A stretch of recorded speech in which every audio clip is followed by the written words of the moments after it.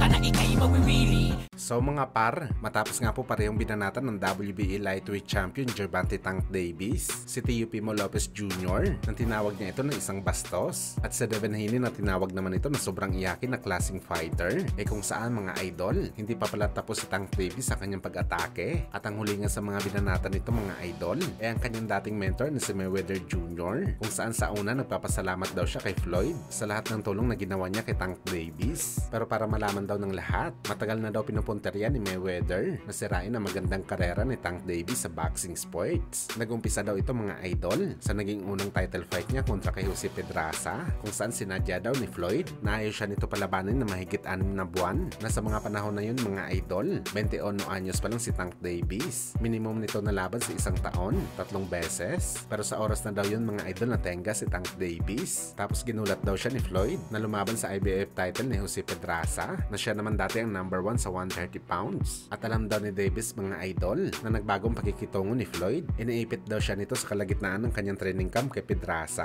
At ang dahilan daw ng lahat ng to mga idol, dahil nagpapadala daw ng mensahe ang anak na babae ni Floyd sa kanyang Snapchat na kalaunan na besto ni Mayweather.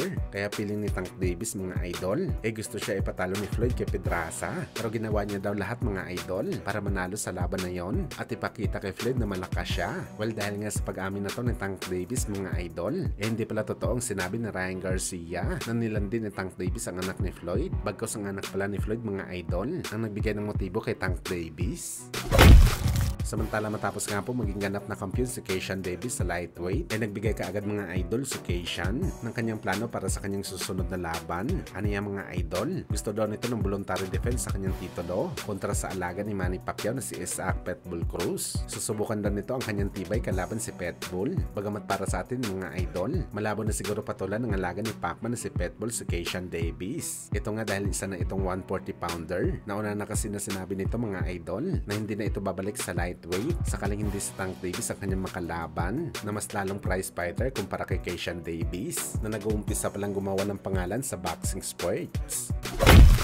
Sa kabilang banda naman mga idol, matapos nga po kinansela ang laban ni Floyd Schofield kalaban si Shakur Stevenson dahil nagkasakit daw si Schofield 5 araw bago ang laban nila. Kung saan mga idol, iba naman ang naging mensahe ng ama ni Floyd Schofield patungkol sa pagkansela ng laban. Sinisisi nito ang snack mga idol at may isang babae daw na lumapit kay Schofield at pinahiran ito ng cream, at ang suspect nila mga idol may gamot daw sa cream at malamang daw party dito si Shakur sa mga ganitong gawain. Well, abangan na lang natin mga idol ang official update sa kampo ni Schofield. Sigurado maglalabas naman sila ng official statement sa naging issue nila kay Stevenson.